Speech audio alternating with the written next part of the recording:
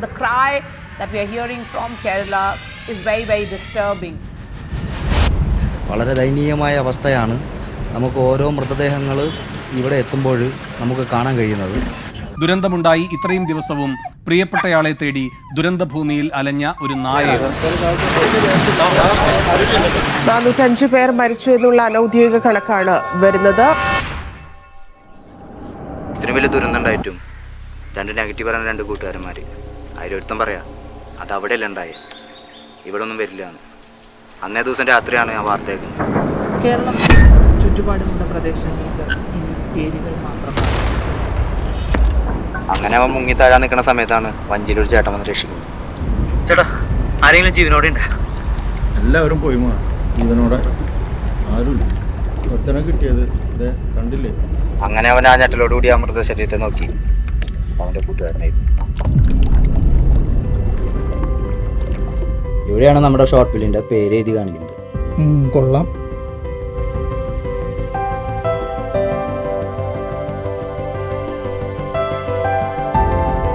എടാ, നിന്റെ കഥയൊക്കെ അടിപൊളിയായിട്ട്.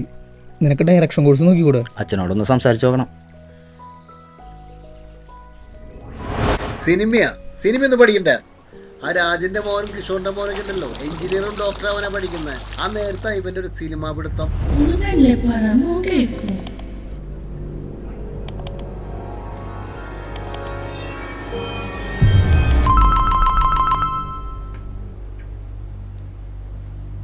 ഹലോ, ഞാൻ വീട്ടിലാ. അച്ഛൻ പറഞ്ഞു ഡയറക്ഷൻ കോഴ്സിനൊന്നും പോകണ്ടായിരുന്നു. എല്ലാവരും ഇങ്ങനെ തന്നെയല്ലേ? ആരും എൻ്റെ കൂടെ എനിക്ക് സപ്പോർട്ടിനൊന്നും ഇല്ലല്ലോ.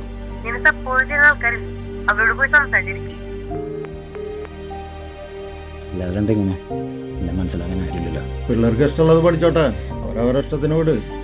ഇന്നത്തെ കാലത്ത് ഇതൊക്കെ പഠിച്ചിട്ട് എന്ത് കിട്ടാനാ? എത്ര ആള് ഇതിന്റെ പിന്നാലെ പോയിട്ട് നശിച്ചു പോകണ്ടെന്ന് എനിക്കറിയൂ. നിന്റെ ഷോർട്ട് ഫിലിം ഇറങ്ങിയിട്ട് വേണം നാട്ടിൽ എനിക്കൊരു ഫ്ലക്സ് വയ്ക്കാൻ.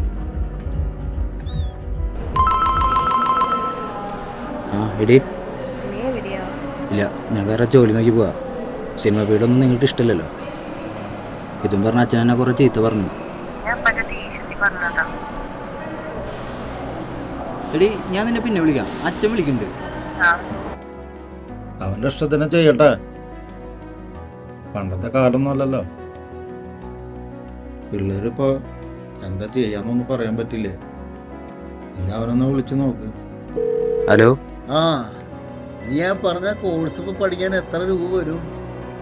ഒരു പക്ഷേ ഞാൻ വിജയിച്ചേക്കാം, അല്ലെങ്കിൽ പരാജയപ്പെടാം. പക്ഷെ ഒരിക്കലും എൻ്റെ സ്വപ്നത്തിൽ നിന്ന് ഞാൻ പിന്മാറില്ല. ഇവിടെ എൻ്റെ യാത്ര തുടങ്ങും.